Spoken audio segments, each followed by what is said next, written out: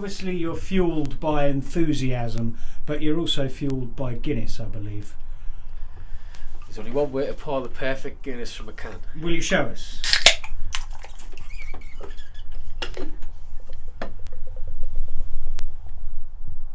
So explain to us what you're doing there, Max.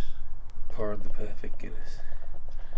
This tried and tested technique of turning the can upside down and slowly using the widget, is that what you recommend to people, yeah? Oh yeah. There you go. Perfect Guinness. That'll set in 2 seconds.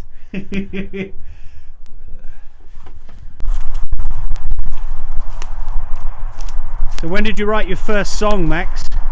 I think I first started writing songs when I was about 12. I started with a poem about the First World War for school. It's like a project, and kind of won some award in school for it. And I got into writing songs and decided to put music towards it, and it came out as the first song ever written. At that point, did you think that you would go on to be a songwriter, or was it just a fun thing to do? I didn't really think about it, to be honest. I didn't think I was ever going to take up being a songwriter full time. I think just like my life kind of just drifted that way, and those things just kind of like things unfolded, and next thing you knew I was doing this. But I think back then I wanted to be a mad scientist, my own laboratory doing experiments. God, I do not recommend buying this jacket at all. I can sit down and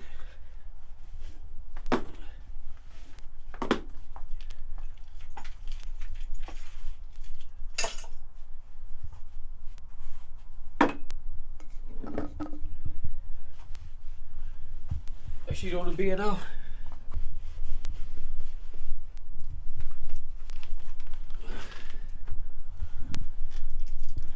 Lovely warm winter's day. I don't think there's any set format or formula to writing any song, because if anybody knew that answer, we'd all be doing it, I hear songs quite, they come to me quite differently, really. Like there's sometimes I'll have this melody and like kind of a chorus stuck in my head for months, until I realise like early hours in the morning that the song doesn't exist, and I'm like, oh. So when did you get your studio then, Max? Do you like it? It's nice. I built it myself. Did you? Yeah. Cost me a fortune. Yeah. Did you get it from all those royalties? Yeah, I think this cost me about £2.50. Right. This only cost me a rollie. That's the newest edition. This was expensive, man. This cost me 2 songs and a pack of strings. Right. And I had to play the harmonica for 6 hours for this drum kit.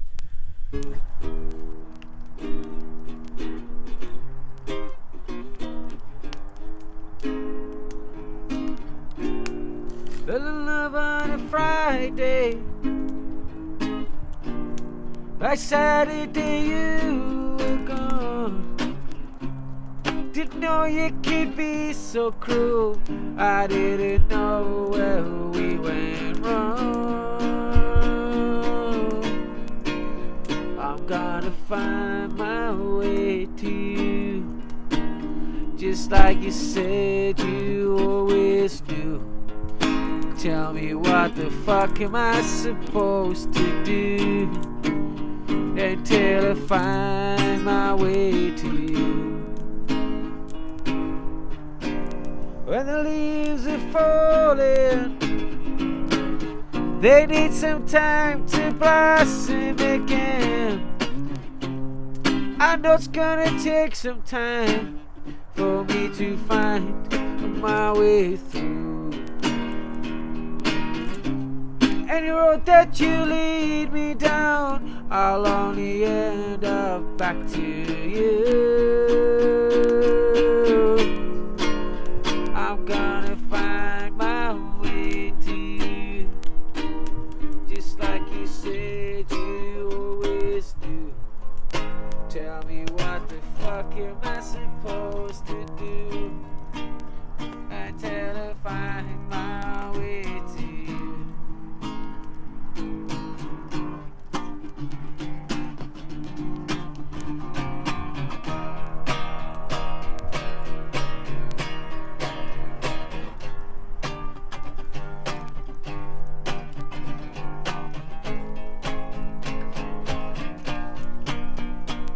Is there a song that you know, that classic Creep by Radiohead, one that everybody loves and one they get absolutely sick of, but it's their biggest hit? Do you think there's one of them?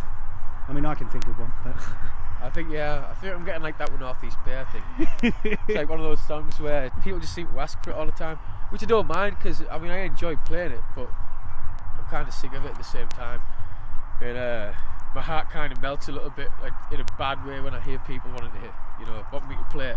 How do you feel when you hear people covering it? No, that's a different thing, man. That's one of the most incredible feelings in the world, that when people want to sing your song. It's something you've written. And I remember walking into this place called the Isle of Beaconsfield in Cambridge once, and there's a guy I know from Germany, a really good friend of mine called Sam. He didn't know I was coming down, and halfway through him singing that song, I walk in. He had the whole audience around singing the chorus with him, and I was just stood at the back of the room like, Jesus, like that was an incredible feeling. Yeah, that's quite a moment. That must be cool, man. Don't clean myself from off the pavement.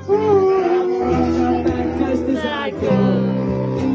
But no matter how fast I'm moving, it's hard to take the chill off my clothes. So hold back my car, look off my face. You know we're tired of weird, but I'm free.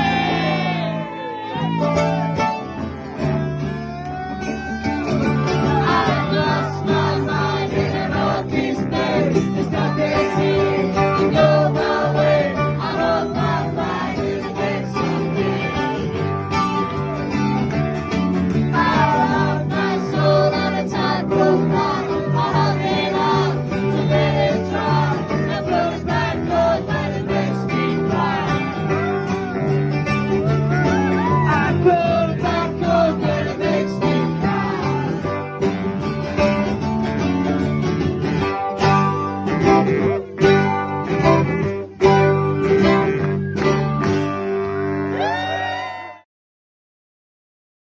See, people seem to think I write a lot about love. All my songs are love songs, but if you really listen closely, I'm actually just lying to you. My songs, they're all about mental health, problems I've had with drinking and stuff like that. And I suppose every love song has a lot more to it if you scratch the surface, I guess. Easier for me to write songs when things aren't going good, things aren't correct, when everything's upside down. I think that's the best time to... I think writing songs puts it in perspective. Seems so old, but still feels new. I've never met anyone like you.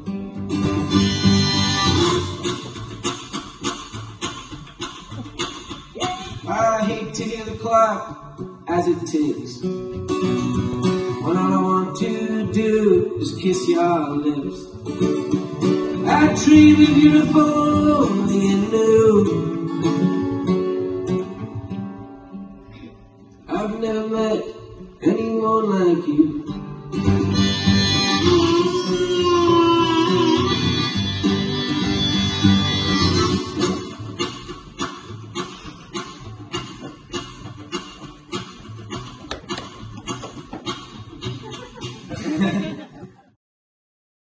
For sure. And that's the beauty, isn't it? And that's where the beauty comes from, and that's what the beauty of songwriting is, I guess. It's being able to express that emotion and connect with other people. Yeah, I think so. I think, I could be singing about something, but it can be interpreted too. That's why I write songs, so I try and put them as simply as possible so anybody can listen to it and feel the way I did when I written it. Even though it might be about something else, hopefully they can take something away from it and they can kind of hold it close, I guess. At least for you, this is obviously the best way that you can project yourself into the world, in a way of saying, I have these thoughts, this is what I have to offer from my experience. I mean, I've never got a point or no reason to write a song, I guess, but Well, that's it. You'd have to have a specific reason. Just like you feel a reason, something happens, and you're like, okay. Yeah, I think you're right, man. Like, it's nice to, I don't know, it's a weird one. The songs that influenced me to write, I relate to, and I know the artist didn't write them for me specifically, but I still relate to them, so I kind of guess I'm bouncing back them thoughts and emotions and feelings, and it's kind of passing it down a chain, I guess. So if somebody else, hears them songs and likes my songs in that way, maybe one day they'll write a song of their own and pass it forward, could inspire somebody, or maybe people just switch me off.